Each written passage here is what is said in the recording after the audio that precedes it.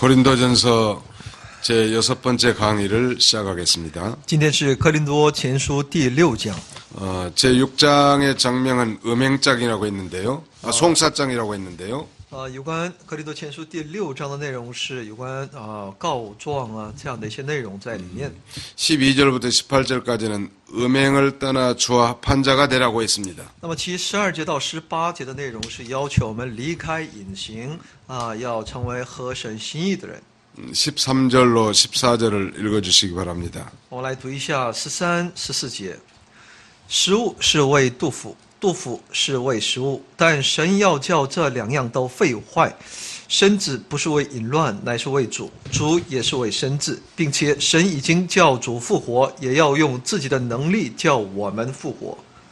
고린도교에 음란죄가 들어왔다고 했죠. 哥林多教会里面出现淫乱罪， 뿐만 아니라 물질 문제로 인한 송사할 일이 생겼다고 했습니다. 也出现因着物质的问题纷争呢，彼此出现一些要彼此告对方的事件。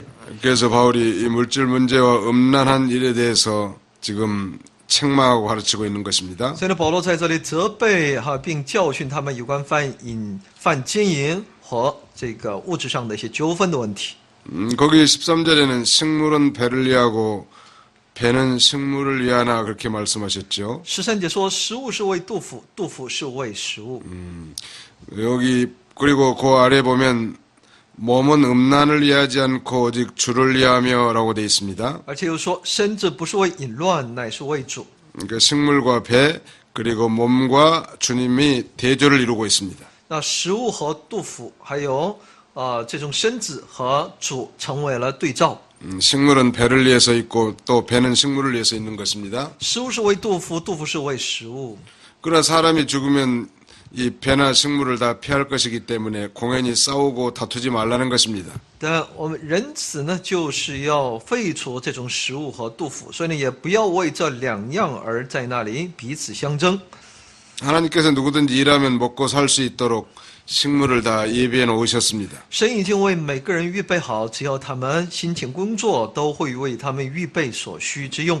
그러므로 신자가 물질 때문에 서로 싸우는 것은 어리석은 일입니다. 所以信徒为物质的缘故而彼此相争是愚拙的。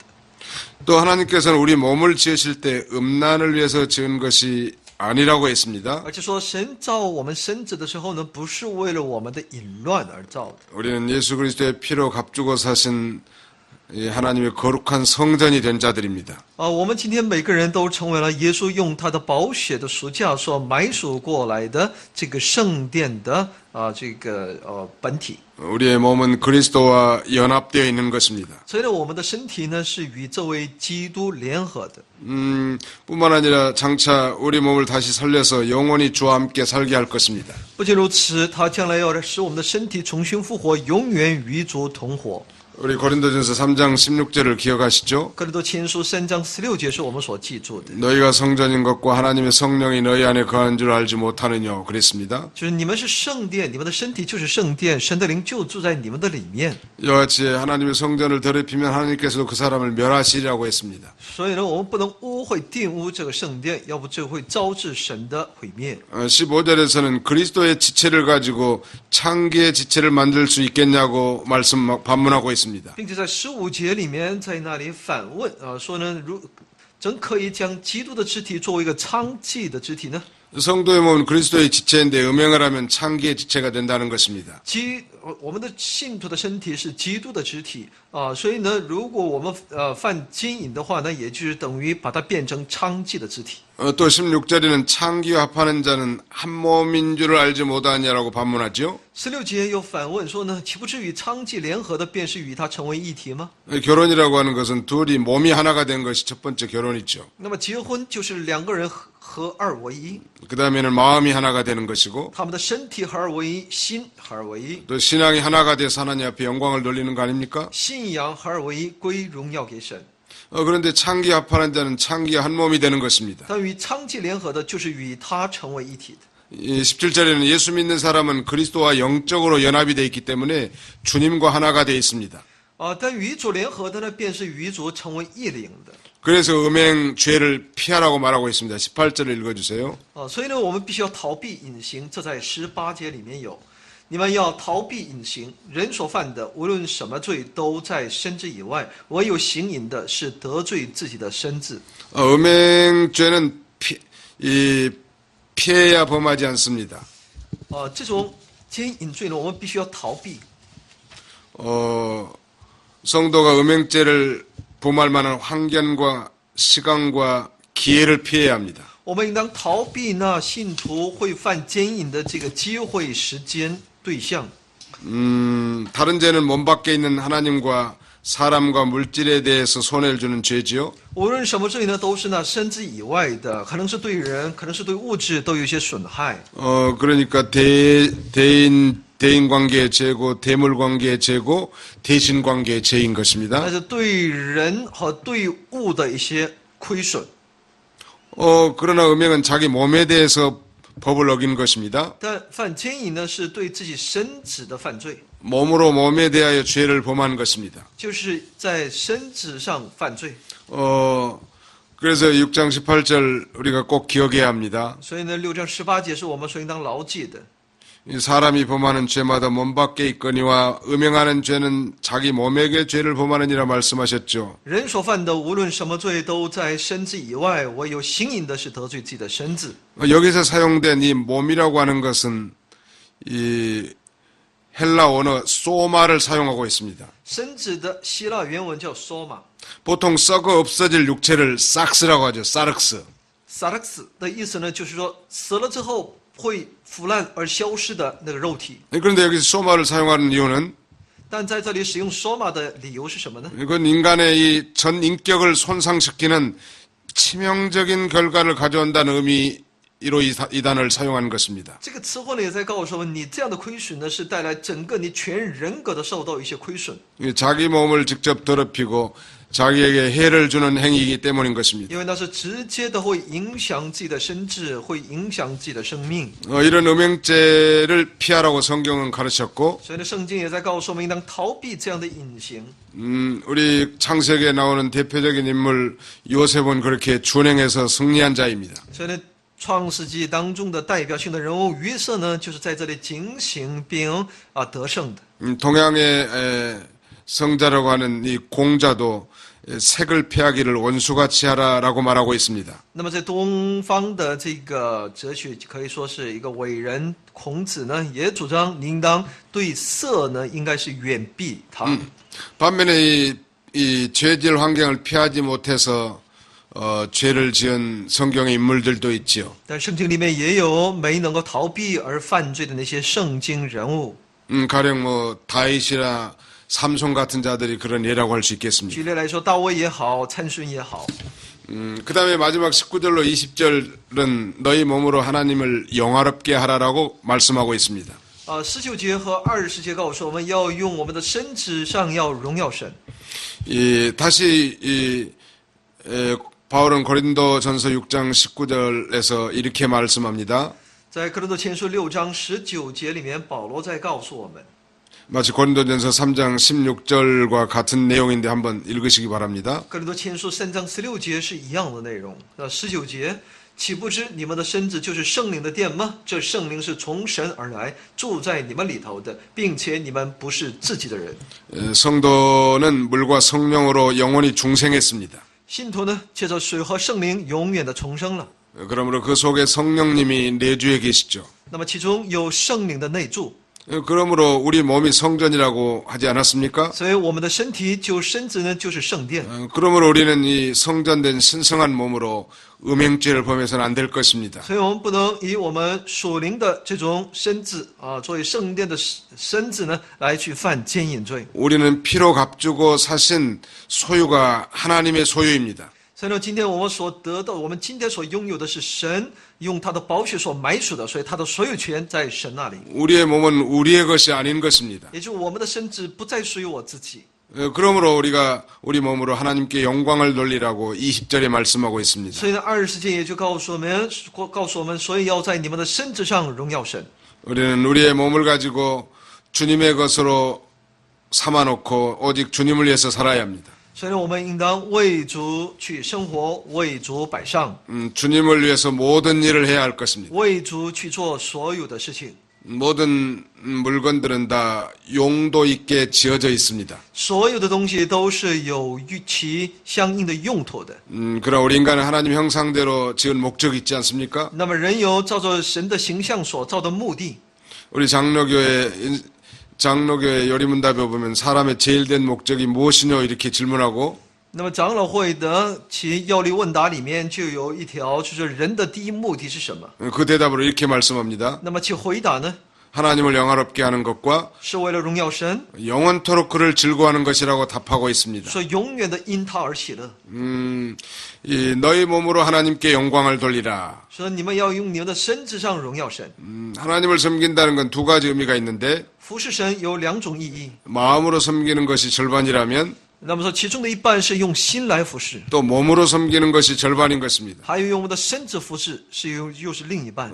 아브라함이 우리 믿음의 조상 아브라함의 예를 들어볼까요? 我们可以举个例子，亚伯拉罕， 그는 하나님의 말씀을 순종해서 본토 친척 아비집을 떠났지요. 他顺从神的话语，他离开自己的本地本族父家， 또 하나님이 지시한 것으로 갔지요. 他去了神所指示的地方去， 그것은 몸으로 하나님을 섬기는 것입니다. 那是用他的身子来服侍神。 아브라함이야말로 떠나라고 할 때 떠나고 亚伯拉罕呢，就是神让他离开的时候，他离开了； 버리라고 할 때 버렸고 神让他丢弃的时候，他丢弃了； 독자까지도 바치라고 할 때 바치는 순종의 사람이었습니다. 让他献上自己的独生子的时候呢，自己也把自己的独生子摆上了。 우리가 몸으로 순종해야 온전한 믿음이 되는 것입니다. 所以呢，当我们用我们的身子来顺从的时候，那才是一个完全的信仰。 우리 야고보서는 이미 구원받은 성도들의 신앙의 행실을 강조하고 있죠. 雅各书呢，在强调已经信了耶稣的人的他的行为， 결코 이신득의나 이신득구와 배치되는 것이 아닙니다. 那不是违背那些因信称义的这样的一个信息。 믿음으로 구원받은 자, 믿음으로 의롭게 된 자가 이제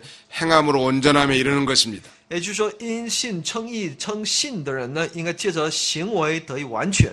야고보 선생은 참으로 믿음으로 의롭게 된 자라면 참된 행함에 즉 순종의 열매가 맺힐 수밖에 없다는 거예요. 所以呢，雅各书他在强调的是真正的一个信仰里面的人，他就会用行为来使之信仰成为完全。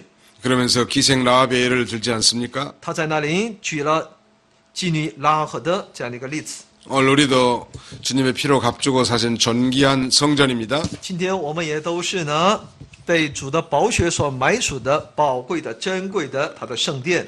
그리고 날마다 우리의 부패성들을 제거해버리고 我们应当除去我们里面的腐败， 자신들의 구원을 잘 이루어 나가서 我们要去成就我们的救恩。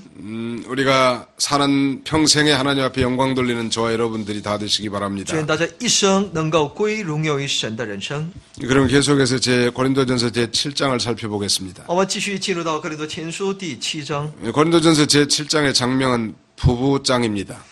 其7章的主要内容是针对夫妻的内容， 8개의 대지를 말씀드리겠습니다. 有8个主要内容。 1절로 6절까지는 부부의 의무, 1到6节讲的是夫妻的义务， 둘째 대지는 7절로 9절까지 독신 생활, 7到9节是有关独身生活， 10절로 16절까지 세 번째 대지는 혼인한 자에 대한 권면, 10到16节是针对已婚的人的劝勉， 넷째 대지는 부르심을 받은 그대로 지낼 것, 17节以下呢，就是说照着所呼召的要去生活， 17절부터 24절까지죠. 是17到24节。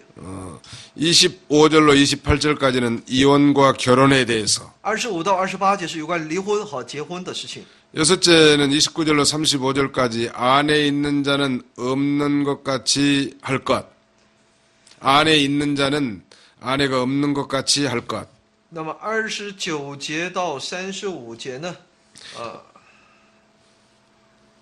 就说有妻子的人就当 29절로 没有来 35절. 看，没有来就是看待。 일곱 번째 대지는 처녀 딸에 대한 교훈.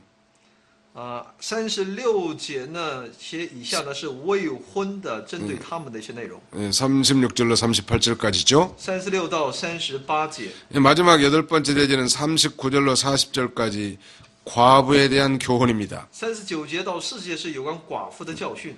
부부의 의무 첫 번째 대지. 那么第一，我们来了解一下夫妻的 1절을 보시기 第一 바랍니다. 节。 너희의 쓴 말에 대하여는 남자가 여자를 가까이 아니함이 좋으나라고 말씀하고 있습니다. 论到你们信上所提的事，我说男不近女倒好。 이 너희의 쓴 말은 고린도 교인들이 이 혼인 문제에 대해서 바울에게 서신으로 문의한 것입니다. 你们信上所提的，就是哥林多教会在信上就是向保罗所提出的一些问题。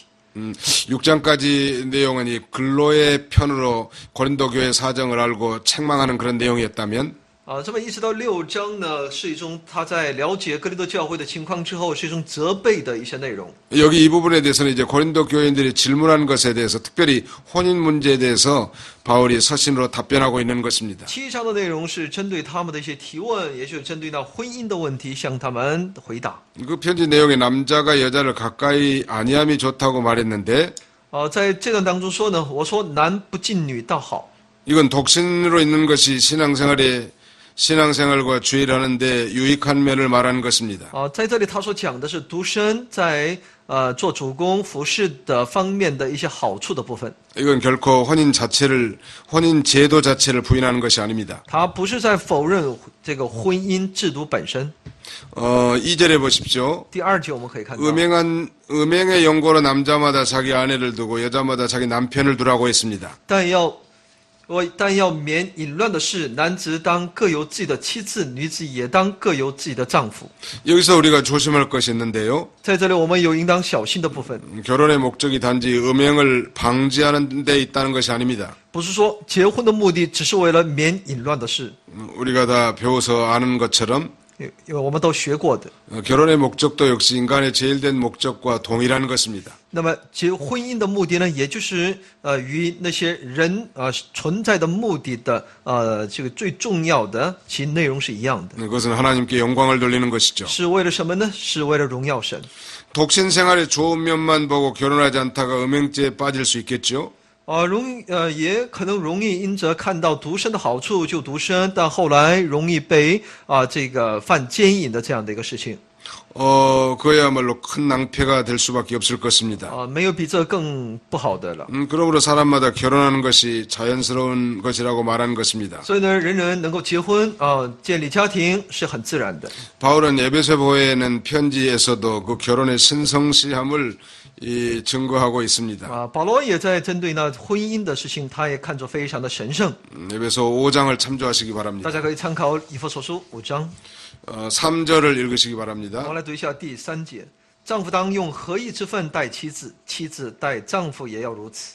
남편은 아내에 대한 의무와 책임을 다해야 합니다. 丈夫呢，应当尽对妻子的责任和义务。 아내 역시 남편에 대한 의무와 책임을 다해야 那 되겠죠. 么妻子对丈夫呢，也是有尽她的义务和责任。 그러므로 피차 상대방에 대한 의무를 다해야 하나님의 의를 이루어 나가는 것입니다. 所以呢，彼此要尽自己的责任和义务。 4절을 읽으시기 바랍니다. 第4节，妻子没有权柄主张自己的身子，乃在丈夫；丈夫也没有权柄主张自己的身子，乃在妻子。 부부 사이의 성적인 면에서는 상대방의 의견을 무시할 수 없습니다. 夫妻之间的性的这个问题上，必须要尊重对方， 자기 주장대로만 하면 안 된다는 것입니다. 不能只照着自己的主张去行。 또 7장 5절에서는 서로 분방하지 말도록 경고합니다.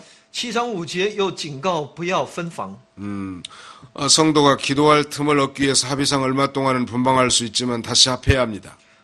如果不是出于一种祷告的缘由的话呢，可以说暂时分房之后呢，也应当重新和好。 그 이유를 7장 5절 하반절에 말씀하고 있습니다. 其理由呢，在7章5节的下半部分。 너희의 절제 못함을 인하여 사단으로 너희를 시험하지 못하게 하려 함이라 말씀하셨죠. 免得撒旦趁着你们的情不自禁引诱你们， 억지로 분방하면 마귀가 틈탈 수 있다는 거예요. 硬要分房，这魔鬼就会趁虚而入。 그러므로 억지로 분방하지 말라는 것입니다. 所以呢，不要这种就是不要按照自己的意思去分房。 히브리 13장 4절에는 이렇게 말씀합니다. 希伯来书13章4节里面， 성도가 혼인을 귀히 여기라는 거예요. 也就是我们应当看重这种婚姻， 그리고 침소를 더럽히지 말라고 했습니다. 不能玷污这个彼此。 그러나 바울이 이렇게 말하는 것은 권도요 명령은 아니라고 7장 6절에 말씀합니다. 7章6节告诉我们，这是他的劝勉，不是一种命令。 이 바울이 이 결혼하라고 권한 말인 것입니다. 所以呢，也就是在告诉我们，保罗还是提倡婚姻的。이 권도는 명령적으로 하는 말이 아니고 사랑으로 권면한 말이죠. 它是不是命令，而是在爱里面劝勉。 1절부터 6절까지의 중요한 내용은 부부간의 의무를 다할 것을 교훈하고 있습니다. 1到6节的重要的内容就是我们要夫妻要尽各自的本分。 그리고 이제 두 번째로는 독신 생활의 장단점에 대해서 말씀해 주십니다. 再一个呢，就是告诉我们的独身生活的它的长处和它的短处。 7절로 9절을 읽어 주시기 바랍니다. 那是7到9节的内容。7到9节，我愿意众人像我一样，只是个人领受神的恩赐，一个是这样，一个是那样。我对着没有嫁娶的和寡妇说：若他们常像我就好。他倘若自己禁止不住，就可以嫁娶。与其欲火攻心，倒不如嫁娶为妙。 예, 바울은 성도들이 이 자기처럼 혼자 사는 것을 원한다고 말하면서 保罗说呢，他愿意众人能够像自己一样一个人生活。 그러나 각 사람이 받은 은사가 다르기 때문에 但个人所领受的神的恩赐不同， 자기가 받은 그 은사대로 하라고 말하고 있습니다. 让他们能够照着其所领受的恩赐去生活。 그런데 혼인하지 아니한 자나 과부들은 혼자서 사는 것이 하나님이 이러는데 좋을 것입니다. 那些还没有嫁娶的，或者那些寡妇呢，如果一个人在那里，就是单身的来服侍，是件好事。 그러나 절제하기 힘들고 정욕이 불같이 타서 음란한 생각이 들으면 실패할 수밖에 없지요. 但如果自己禁止不住的话呢，那是要失败的。 믿는 일이 안 되고 마귀가 틈타서 죄 짓기 쉽습니다. 那魔偶就趁虚而入，会容易犯罪的。 그러므로 절제할 수 없는 자는 혼인하는 것이 낫다고 말씀하고 있습니다. 所以呢，这种禁止不住的人呢，就可以嫁娶。 자, 오늘 이 두 번째 대지의 요점이 무엇입니까? 所以呢，这第二个内容当中的这个要点是什么呢？ 독신 생활의 장점을 세 가지로 요약한다면 也就独身的它的长处，我们可以3个部分。 첫째는 기도하기에 유익하고 一呢，对祷告有益处； 두 번째는 얽매이지 않고 第二呢，不会被捆绑； 세 번째는 주님의 일을 많이 할 수 있다는 것입니다. 第三呢，可以做很多主的工作。 그리고 독신 생활의 단점은 무엇입니까? 但独身的一个短处是什么呢？ 첫째는 사탄이 틈탈 수 있고요. 第一呢，撒旦会攻击， 두 번째는 결혼해서 받는 그 연단에는 참여할 수 없는 것입니다. 也不能够进入到这个结婚之后的一种操练。 바울은 계속해서 10절로 16절까지 혼인한 자에 대해서 권면하고 있습니다. 10到16节呢，他也针对那些已婚的人在那里劝勉。 10절로 11절을 읽어주십시오. 10到11节。至于那已经嫁娶的，我吩咐他们，其实不是我吩咐，乃是主吩咐说：妻子不可离开丈夫，若是离开了，不可再嫁；或是仍同丈夫和好，丈夫也不可离弃妻子。 예, 바울이 주님의 명령으로 명령한다는 것은 주님께서 주 예수님께서 세상에 계실 때 명령하신 말씀으로 명령한다는 뜻입니다. 所以呢，他能够以主的名义来吩咐他们，就是主按照主的其真理的话语来去吩咐他们。 혼인한 자는 성경에 허락한 조건 외에는 이혼하면 안 됩니다. 已经已婚的人，已经婚娶的人呢，照着圣经的要求是不可离开的。 예, 만일 갈릴지라도 그냥 지내라고 했습니다. 哪怕是离开了也要怎么样呢？自己在那里住。 부부가 이혼해서는 안 되지만 만일 갈라졌을 경우에는 그냥 지내다가 다시 합하도록 권면하고 있습니다. 也就是说，若是离开了呢，也不可再嫁，或是什么仍同丈夫和好。 그러니까 끝까지 다시 합할 수 없고 이혼을 해야 할 때는 공적으로 제정된 수속을 밟아서 해야 합니다. 所以你迫不得已必须得离婚的话呢，那你必须要走各样的程序是必须得有的，公认的程序。 예, 장로교 정치문답 조례 166문답에는 在长老会的一些教会这里的第166条规定当中呢， 예, 이혼의 조건이 두 가지가 있는데요. 离婚有2个条件下可以离婚。 첫째는 음행을 했거나 第一呢是犯奸淫， 두 번째는 오랫동안 집을 버리고 멀리 가서 第二呢他很早就离家出走。 어떤 관리의 처분으로 합해질 수 없는 경우에 이혼하는 것이 가하다고 말하고 있습니다. 这样的情况下呢是可以离婚的。 그 두 번째 조건에 근거된 성구는 에레미야 29장 4절로 6절입니다. 耶利米书29章4到6节呢，就是在第二个条件当中所这个我们主张的一个圣经依据。 12절로 13절을 읽어주십시오. 12到13节，我们一起来读。12到13节，我对其余的人说，不是主说，倘若某弟兄有不幸的妻子，妻子也情愿和他同住，他就不要离弃妻子；妻子有不幸的丈夫，丈夫也情愿和他同住，他就不要离弃丈夫。 거기 보면 이는 주의 명령이 아니라라고 가로쳐서 말씀하고 있죠. 所以在这里说呢，这是主的，这不是主说，不是主命令的， 이 말씀은 하나님의 말씀이 아니라는 뜻이 아닙니다. 不是说这不是主的话语。 주 예수님께서 세상에 계실 때 하신 말씀이 아니라는 뜻이죠. 在这里说，不是主耶稣在世的时候所说的。 모든 성경은 다 하나님의 감동으로 된 하나님의 말씀입니다. 所有的圣经都是照着神的感动而记录的神的话语。 우리는 그 유기적 영감서를 믿지 않습니까? 我们都相信的是有机灵感学说、感动学说。 하나님께서 성경 기자를 감동시켜서 那么神感动那记录圣经的人， 그들의 기질과 문체와 학문과 모든 걸 이용해서 기록하시되 神使用他们的文体、他们的一些才华来记录， 오류 없이 기록했다는 설이죠. 但却是那无误的。 우리는 이 성경의 완전한 영감서를 믿습니다. 我们相信圣经的完全被感动记录的这样的一个学说。 모든 신학을 하는 신학도들이 기본적으로 갖춰야 될 두 가지가 있다면 那么，所有读神学的人所应当具备的两个条件， 첫째는 성경이 절대적인 진리인 것을 믿어야 합니다. 首先得相信圣经是绝对的真理。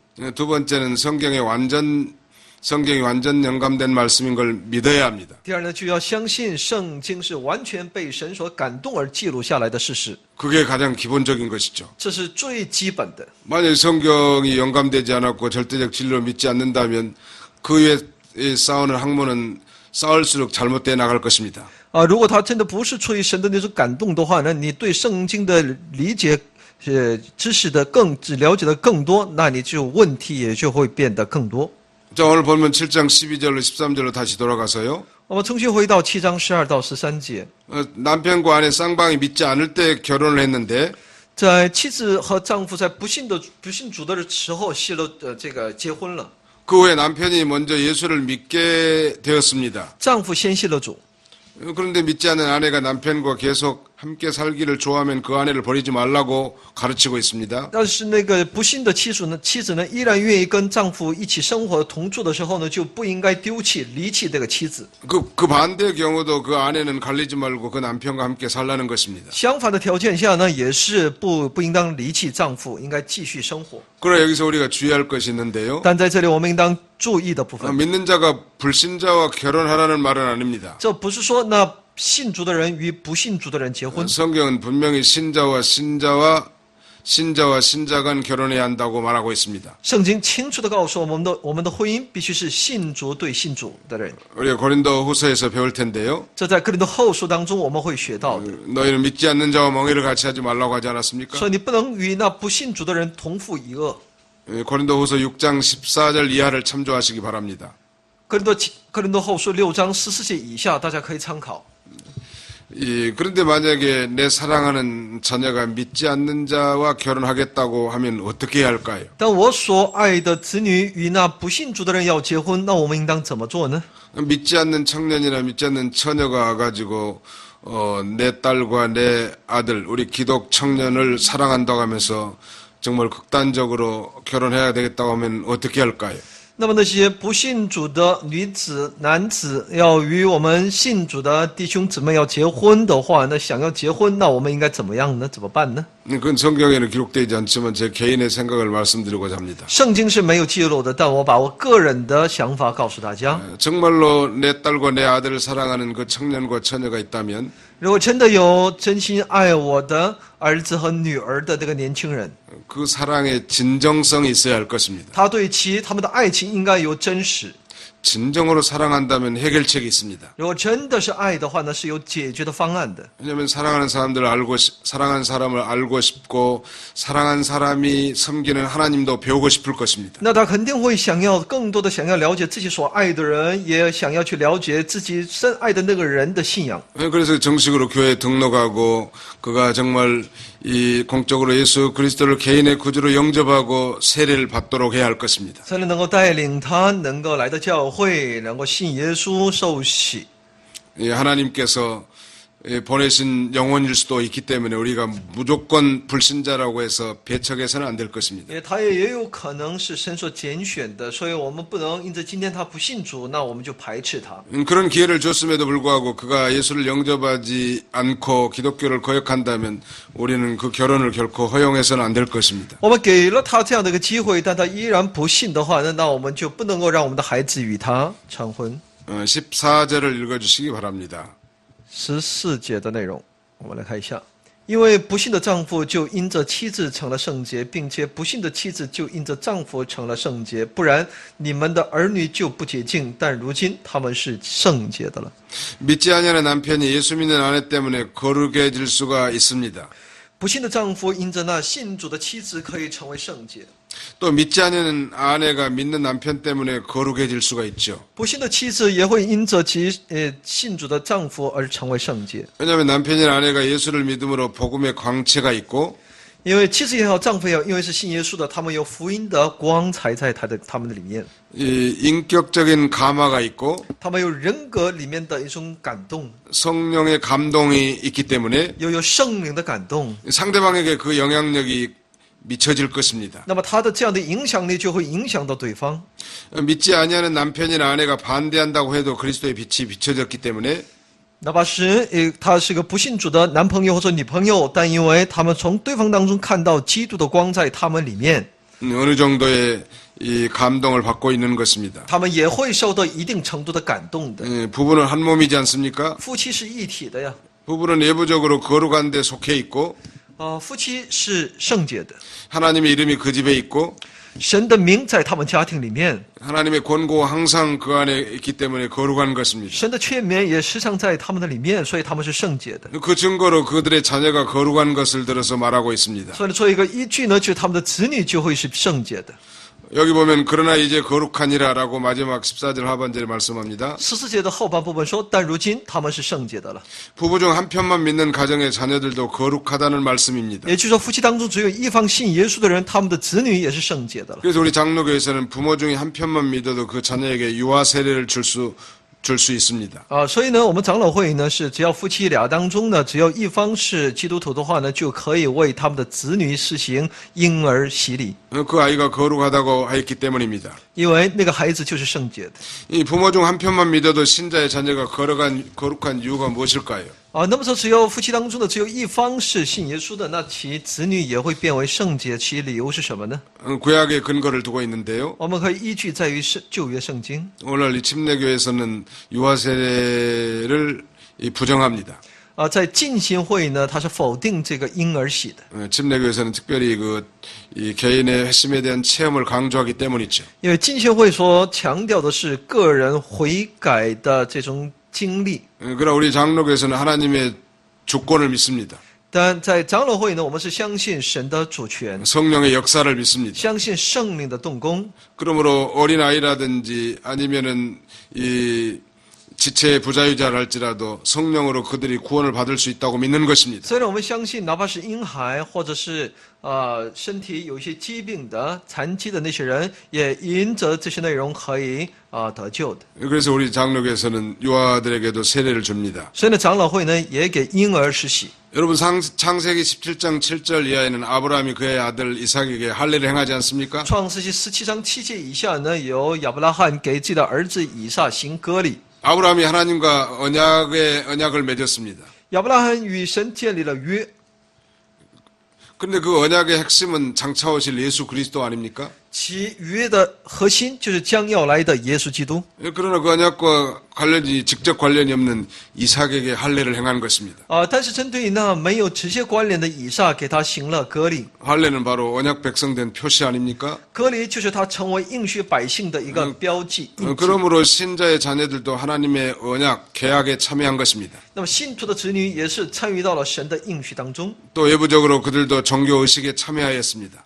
从外在他们也参加了教会的宗教仪式。 믿는 부모를 통해서 복음과 그리스도의 강체가 비침을 받았습니다. 接着呢，信主的父母呢，他们的光呢临到了这孩子的身上。 하나님의 이름이 그 가정에 있죠. 神的名在这家庭当中， 하나님의 권고하심이 그 가정에 계속되고 있습니다. 神的劝勉就在这个家庭当中。 그래서 우리는 이 유아들에게 세례를 줍니다. 所以我们向那些婴儿施洗。 15절을 보시기 바랍니다. 来看一下15节。 읽어주십시오.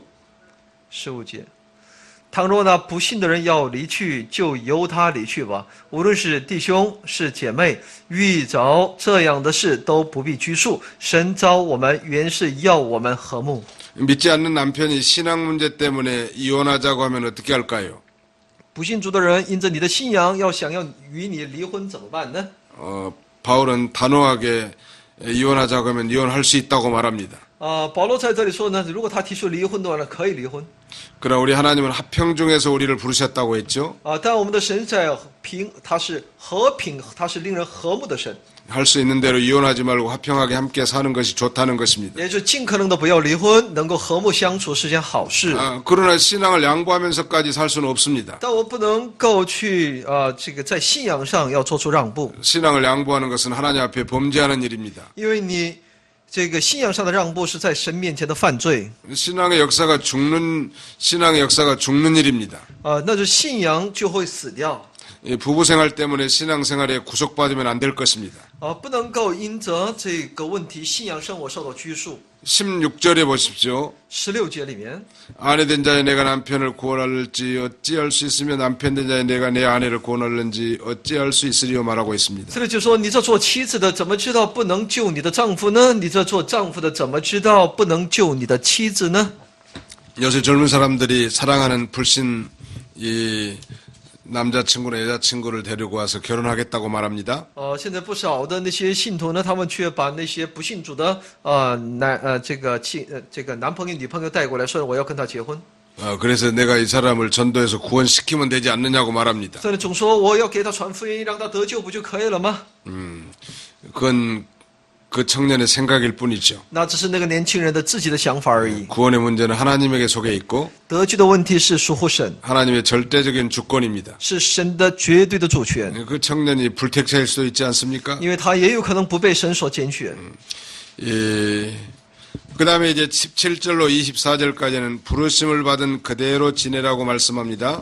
17节到24节的内容呢，是让他们保持原来的身份。 17절을 읽어주십시오. 17节我们来读一下。只要照主所分给个人的和神所召个人的而行，我吩咐各教会都是这样。 네, 각 사람에게 나누신 대로 10절로 15절에 있는 내용을 대로 말하고 있습니다. 也就是分给个人的10到15节的内容的一样的内容。 남편이 있든지 떠나든지 하나님이 주시는 환경을 바꾸려고 하지 말라는 것입니다. 也就是不要想要去改变神所为你预备的那些环境， 그 자리에서 믿음을 지키라는 것입니다. 你要在那个位置上持守信心， 각 사람을 부르신 그대로 행하라는 것입니다. 照着个人神呼召个人的而行。 주님이 부르실 때 환경과 형편을 바꾸려 하지 말라는 것입니다. 也就是说，我们不要在那里只求要改变环境。 바울이 모든 진리를 모든 교회에서 가르쳤습니다. 神把所有的真理在所有的教会里面教授。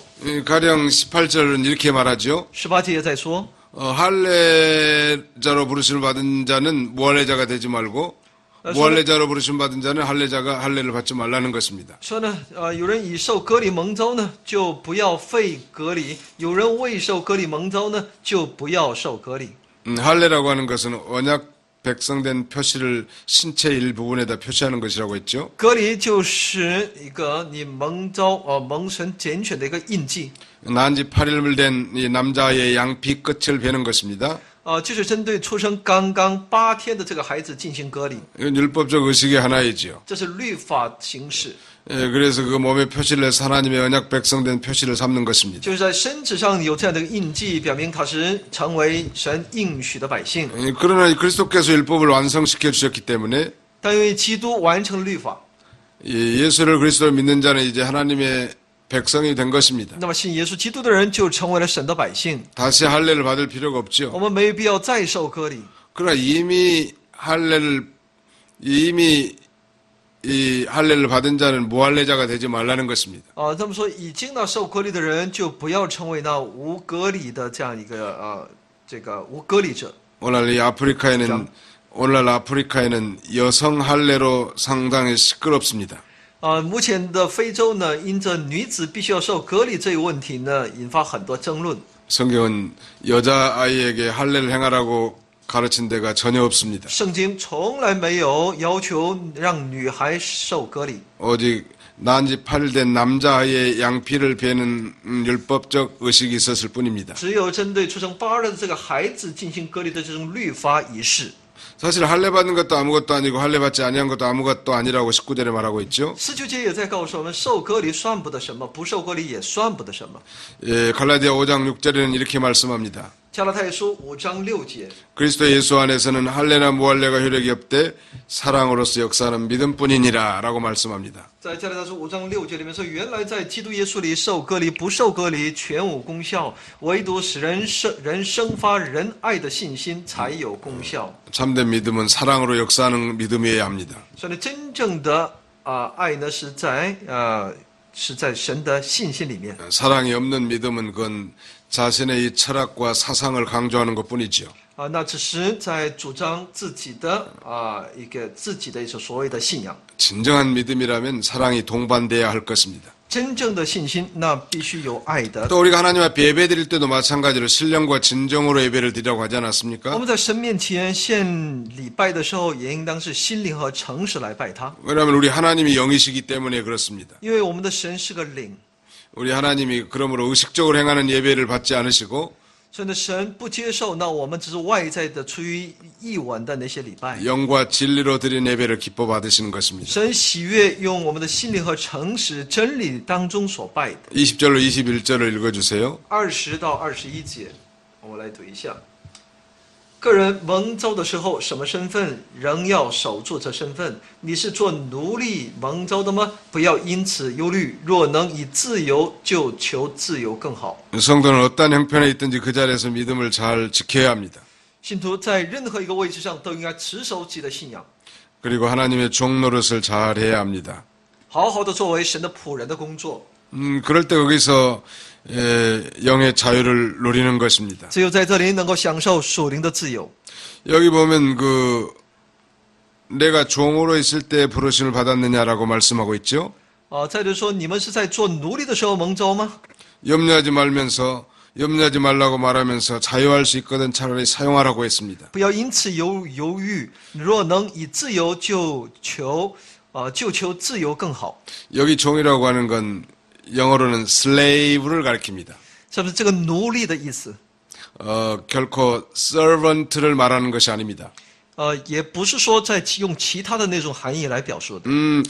그러므로 노예로 있을 때 예수 그리스도를 믿는다면 비록 종이지만 그 안에 영의 자유를 누리는 것입니다. 哪怕你是作为一个奴隶的身份在那里，但你信了耶稣之后呢，你就可以在从中可以享受自由。 그러므로 이 노예 상태에서 혹시 자유인으로 풀려날 수 있는 그런 여건이 된다면 종살이를 그만두고 자유인이 되어도 좋다고 바울은 말합니다. 所以呢，保罗也在说呢，如果你能有机会能够摆脱这种奴隶的身份，能够成为一个自由人，那也是很好的一件事情。 왜냐하면 22절에 있는 것처럼 주님 안에서 부름받은 자는 종이라도 주께 속한 자유자라고 말하고 있지 22 않습니까? 节说，因为做奴仆蒙召于主的，就是主所释放的人。 뿐만 아니라 자유가 있을 때라도 이 부르심을 받는 자는 그리스도의 종인 것입니다. 做自由之人蒙召的呢，就是基督的奴仆了。 믿음으로 그리스도 안에 있는 자는 누구나 영의 자유를 얻은 자입니다. 只有在信里面，在基督里面的人，都在灵里面都是自由的。 왕과 같은 자유자랄지라도 주와 복음과 교회를 위해서 스스로 종으로 사는 것이 우리들의 신분 아닙니까? 或者是哪怕是一个君王，他蛮有自由的君王，但是为主他甘愿成为一个奴仆的这种样式。 반복된 것이지만 우리는 값으로 산 것이 되었고 그러므로 사람들의 종이 되지 말라고 반복합니다. 所以呢，也在重复说，你们是重价买来的，不要做人的奴仆。 성도가 그리스도의 종의 위치와 영적 자유를 떠나서 사람의 경매이고 사람의 종이 되면 영적 생명의 역사가 죽는 것입니다. 所以呢，人如果被人所辖制，成为他的奴仆的话呢，你的属灵的生命就会慢慢的枯萎。 예수님께서 믿는 유대인들에게 이렇게 말씀하셨습니다. 耶稣向那信主的犹太人在讲， 요한복음 8장 31절 이하이죠. 约翰福音8章31节以下， 너희가 내 말에 거하면 참 내 제자가 되고 如果你们在我的里面，你就会真正成为我的门徒。 진리를 알지니 진리가 너희를 자유케 하리라. 你们要晓得真理，真理必使你们成为 진리, 진리와 자유.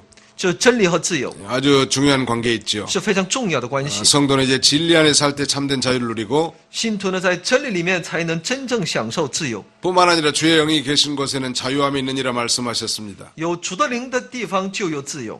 그러므로 우리가 이 성령의 인도를 받고 진리를 따라 살 때 우리가 종이나 자유자나 어떤 할례자나 무할례자나 어떤 가운데서도 참된 영의 자유를 누리고 살 수 있는 所以 것입니다. 呢，我们在真理里面的时候呢，我们才能够，不管他是奴仆也好，他是自由人也好，都能够在主的里面享受真正的自由。 25절로 28절까지는 이혼과 결혼에 대해서 말씀하고 있습니다. 25到28节讲的是离婚还有结婚的一些婚姻的一些问题。 그리고 29절로 35절까지는 안에 있는 자는 없는 것 같이 살라고 교훈하고 있습니다. 那29节以下呢，就是那有妻子的，就像那没有妻子一样的去生活。 또 36절로 38절까지는 처녀 딸에 대한 교훈의 말씀이고 36到38节是那个针对那些女儿的一些教训。 마지막에 이제 39절로 40절까지는 과부에 대한 교훈이라고 말씀드렸습니다. 39节到40节是针对寡妇的教训。 우리가 이미 말씀드렸지만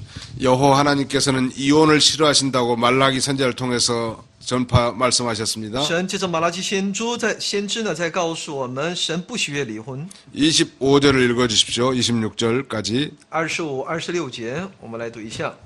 论到同生的人，我没有主的命令，但我既蒙主连续能做忠心的人，就把自己的意见告诉你们。因现今的艰难，据我看来，人不如守束安藏才好。 네. 여기 주께 받은 계명이 없다고 했습니다. 처녀에 대해서는 내가 주께 받은 계명이 없을 때 말하고 있죠. 论到同生的人，我没有主的命令， 이 말씀은 주님이 세상에 계실 때 직접 말씀하신 것이 없다는 뜻입니다. 也就主耶稣在世上的时候没有直接的命令。 예, 그러므로 사도 바울이 성령의 감동함으로 이 말씀을 하는 것이기 때문에 이 말씀도 하나님의 말씀이지요. 使徒保罗是借着圣灵的感动来说这些内容，所以呢，这也是神的话语。 이제 세상 마지막 때가 돼서 남은 때가 얼마 남지 않았습니다. 现在是世界的末了，剩下的日期不多了， 환란과 예수님을 영접할 준비를 해야 할 때가 됐습니다. 已经到了我们应当迎接我们的神、我们的主的时候了。 그러므로 결혼에 얽매이지 말고 세상에 빠지거나 세상 근심을 하게 되면 믿는 일을 잘 못할 것입니다. 所以呢，如果我们只思想这个婚姻的问题那我们就很难有更多的一些时间和精力来做神的工作。 그러므로 바울은 처녀는 그냥 지내는 것이 좋다고 말하는 것입니다. 所以呢，他在这里告诉我们，能够这个同生的人呢，能够书上能够守的话是更好。 27절로 28절까지 읽고 이제 마치겠습니다. 27、28节的内容。 읽어주세요. 你有妻子缠着呢，就不要求脱离；你没有妻子缠着呢，就不要求妻子。你若娶妻，并不是犯罪；处女若出嫁，也不是犯罪。然而这等人肉身必受苦难，我却愿意你们免这苦难。 내가 아내에게 매였느냐 그랬는데 부부는 서로 매여 있는 것입니다. 你有妻子缠着吗？说呢，夫妻就是彼此缠着的关系。 남편에게 매여 있으면 매인 그대로 또 놓여 있으면 놓인 그대로 신앙생활을 잘해야 합니다. 就是我们照着自己现在的这种光景，彼此要过好信仰生活。 비록 매였다고 해도 영의 자유와 양심의 자유를 지켜 주님의 명령대로 믿음을 잘 지키면 됩니다. 哪怕是缠着，那我们也要在信仰里面不断的来长进，再照着神的话语来去生活就可以了。 그러므로 매여 있는 자는 놓이기를 구하지 말라는 것입니다. 所以呢，那缠着的不要求脱离。그 노인자는 할 수만 있으면 혼자 사는 것이 좋다고 바울은 가르치고 있습니다. 当然能独处那也是好的，这也是保罗所教训的。 결혼하는 것은 죄가 결코 아니죠. 说娶妻那结婚不是那犯罪， 그러나 결혼한 사람은 육신의 고난이 많이 있습니다. 但婚姻之后你是由肉身的苦难， 그래서 이 결혼하는 날은 바로 고난받는 생활의 시작이죠. 所以呢，结婚那天也就是你受苦难的开始。 그러나 그 고난 속에서도 잘 인내하면 연단을 받아 구원을 잘 이뤄나갈 수 있습니다. 那在那种苦难当中有很好的忍耐的时候呢，最终也会有那美好的得救。 그러나 혼자 사는 자는 그 고난을 받지 않고 주님의 일을 더 잘할 수 있겠죠. 但独身的人呢，他们就免这些苦难，会更多的来担当神的工作。 오늘 시간이 다 돼서 이제 6번째 강의는 이것으로 마치겠습니다. 因为时间的关系呢，第6讲我们讲到这里。 제 7장의 6번째 대지 7번째, 8번째는 다음 강의에 계속하도록 하겠습니다. 剩下的内容我们在下一讲当中跟大家分享。 공부하시는 분들 수고들 많았습니다. 大家辛苦了， 안녕히 계십시오. 谢谢大家。